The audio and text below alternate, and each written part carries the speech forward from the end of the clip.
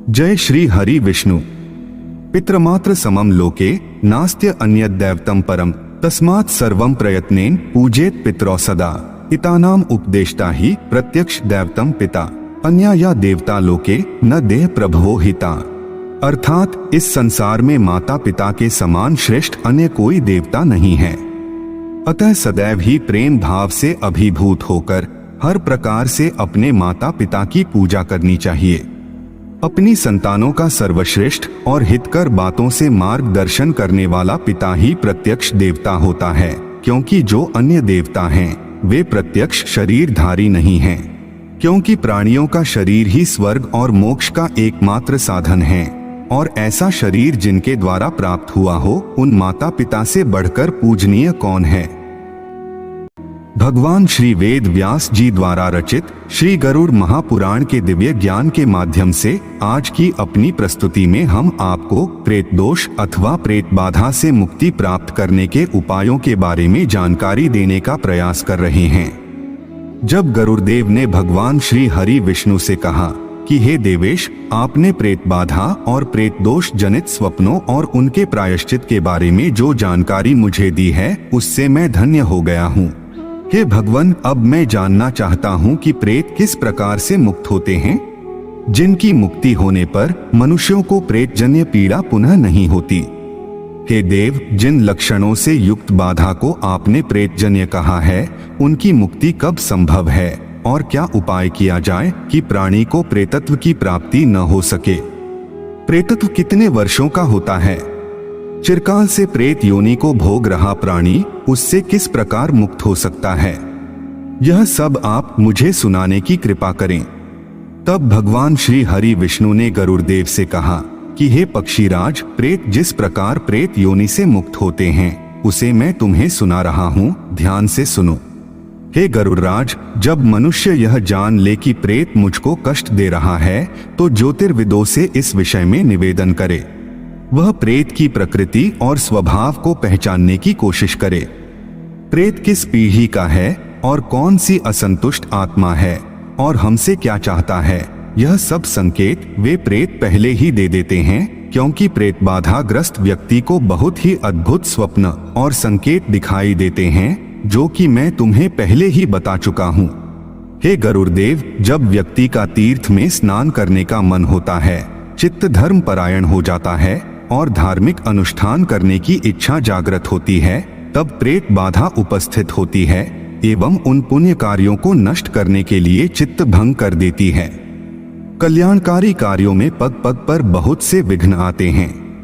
प्रेत बार बार उसको अकल्याणकारी मार्ग में प्रवृत्त होने के लिए प्रेरणा देते हैं।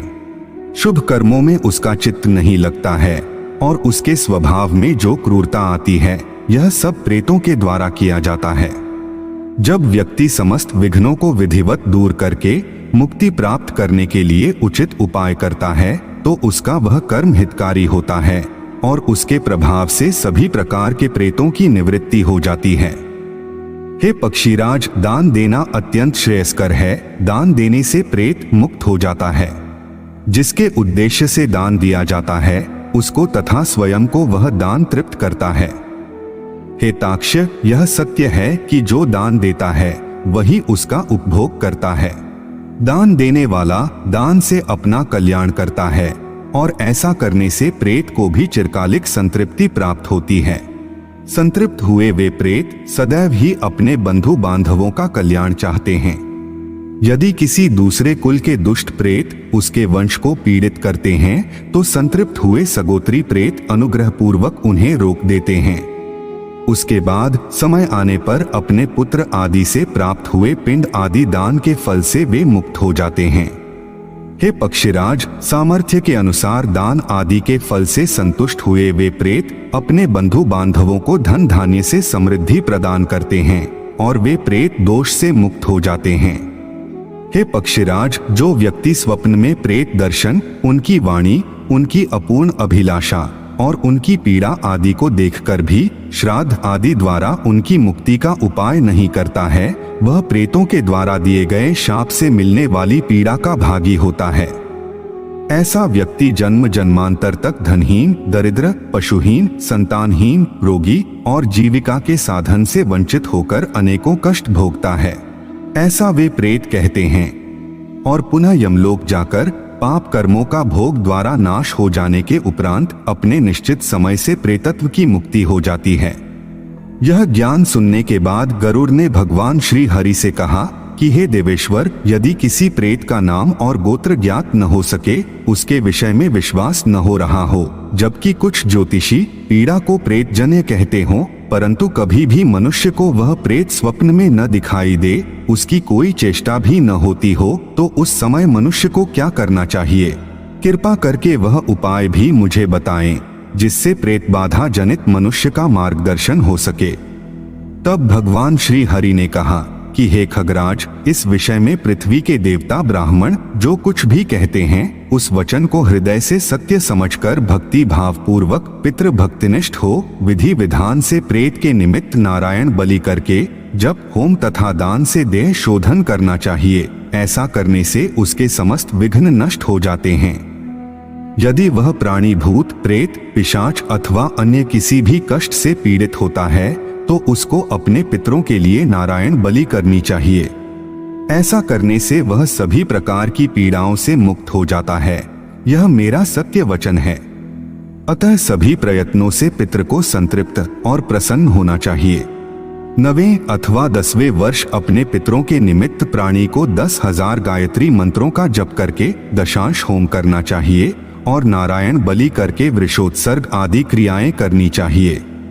ऐसा करने से मनुष्य सभी प्रकार के प्रेत दोषों से मुक्त हो जाता है और समस्त सुखों का उपभोग करता है तथा उत्तम लोक को प्राप्त करता है। हे पक्षीराज, अपने वृद्ध माता पिता की सेवा करने से भी पुत्र प्रेतत्व से मुक्त होता है और उसके पितरों को सद्गति प्राप्त होती है, क्योंकि पुण्नाम का जो नरक है उससे पिता की रक्षा श्राद्ध कर्म और पिंडदान द्वारा पुत्र ही करता है। इसी कारण से इस लोक और परलोक में उसे पुत्र कहा जाता है। हे खगराज, किसी के माता पिता की अकाल मृत्यु हो जाए तो उसे 1 वर्ष तक व्रत, तीर्थ, वैवाहिक मांगलिक कार्य नहीं करना चाहिए। हे गरुड़देव, प्रेत दोष से मुक्ति के अन्य उपाय सुनो। हे गरुड़देव, प्रेत दोष जनित व्यक्ति को एकादशी का व्रत धारण करके विधिवत पूजा करनी चाहिए। त्रयोदशी के दिन रात्रि के समय मिट्टी के घड़े में दूध भरकर उसमें मधु मिलाकर या मिश्री रखकर पीपल के पेड़ के नीचे रखकर जल चढ़ाकर दीप प्रज्वलित करना चाहिए। इससे भी प्रेत दोष समाप्त होता है। लौंग को जलते हुए दीपक के साथ बहते हुए जल में प्रवाहित करने से, बेल के वृक्ष पर जल दान करने से, शिवलिंग पर जल चढ़ाने और पूजा अर्चना करने से भी प्रेत दोष से मुक्ति मिलती है। इस प्रकार अन्यान्य उपाय करने के बाद संतुष्ट हुए प्रेतों से प्रार्थना करें कि हे दिव्य आत्माओं, हमसे भूलवश आपकी अवहेलना हुई है, कृपा करके हमें क्षमा करें और हम पर प्रसन्न हो जाएं। हे दिव्य आत्माओं, आपको इस प्रेत योनि से मुक्ति प्राप्त हो और आप परमपिता के चरणों में स्थान प्राप्त करें। हे ताक्ष्य, ऐसा करने से प्रेत सदैव के लिए प्रेतत्व से मुक्त हो जाता है और अपना आशीर्वाद देते हुए संतुष्ट होकर अपना प्रेत दोष प्रभाव समाप्त कर देता है, जिससे उसके वंशजों का भाग्य उदय होता है, सुख, शांति, वैभव, समृद्धि और कुल की वृद्धि होती है। तो यह थी प्रेत दोष अथवा प्रेत बाधा से मुक्ति प्राप्त करने के उपायों के बारे में एक छोटी सी जानकारी। हम आशा करते हैं कि आपको यह जानकारी अच्छी लगी होगी। अगर अच्छी लगी हो तो वीडियो को लाइक करें और हमारे चैनल को सब्सक्राइब करने का कष्ट करें।